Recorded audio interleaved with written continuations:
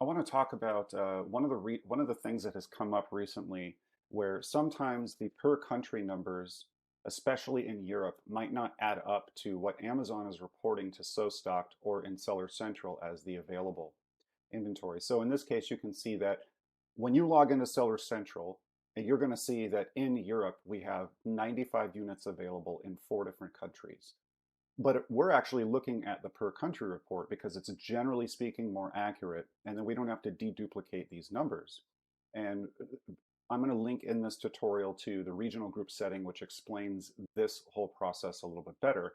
But if these numbers don't add up and you go, wait, SoStocked is reporting that I only have 32 units in, let's say, Europe and Italy, but Amazon, when I log into Seller Central, they're saying I have 95 units. Why is that? There are generally 3 different reasons why this might happen. Number one, you might have a disabled SKU down here, and sometimes Amazon just reports inventory on the wrong SKU. In this particular example, that's not the case. But imagine if you had in France this SKU down here. This one in this example isn't even an FBA SKU, but let's pretend that it is.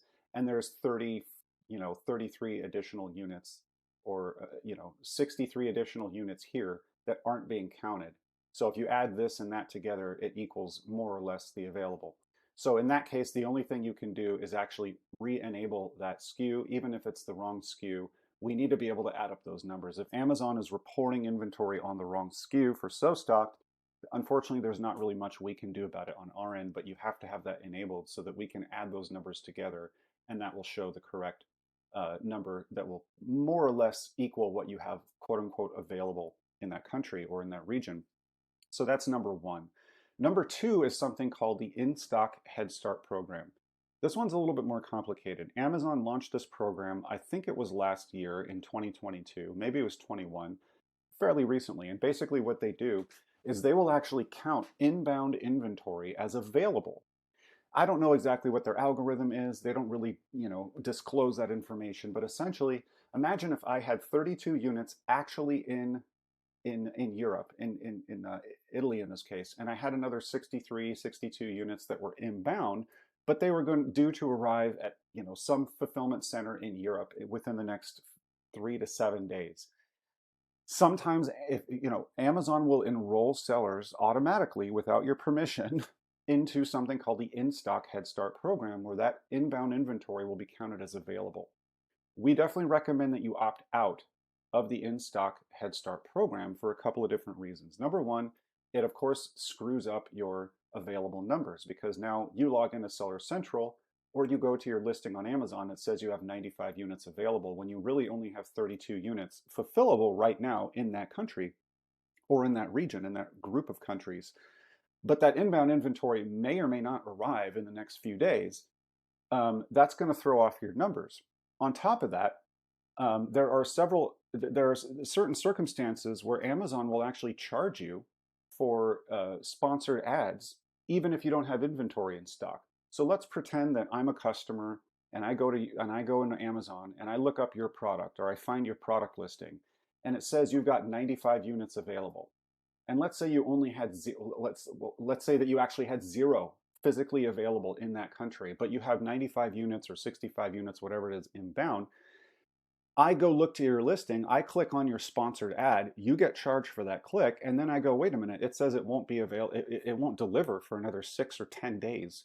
I don't want to buy that product. I'll go buy a competing product that will deliver in 2 to 3 days, Amazon Prime. So then that actually hurts your conversion rate. It can actually cost you more money. Your ACoS goes up. It's bad news all the way around. But the only reason for having this is because it makes your product look a little bit more appealing and Amazon can make more sales and you can make sales even when you don't have inventory.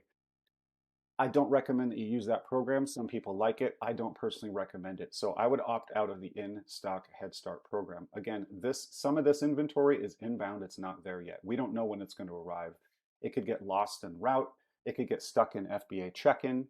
The list goes on and on. There's a million reasons why that inventory might not arrive on time, and I personally would not want that to show up as available until it's actually physically checked in and ready to fulfill. So that's the In-Stock Head Start program. So I really want to make that point clear that if these numbers don't match this number, it's usually one of those 2 reasons. Again, recap. Either you have a disabled SKU where there's inventory that Amazon's reporting on the wrong SKU, you have to enable that SKU. You would click on disabled SKUs, you'd go down here, you'd find the one that has inventory next to it, and you'd enable it, and then you would go down and save that product in SoStock so that these numbers match. Number two is In-Stock Head Start, where Amazon is counting inbound inventory as available. I would recommend that you opt out, and there's a link in this article where to go inside of Seller Central to opt out, as well as an article on how the In-Stock Head Start program works. Definitely recommend you opt out. The third reason why these numbers might not match is that Amazon just sent us bad data. It happens from time to time. Their inventory API is not perfect. Sometimes we'll pull, because we pull all this data every day at midnight, and if that happens, and for whatever reason, bad API timing, you happen to have inventory in a country when we pull that inventory report, but you had more inventory, quote unquote, available. If that's the case, you can just re-pull that inventory report newly once per day, and I'll link to that as well. But the most important part and the key of this tutorial is to look at that In-Stock Head Start program.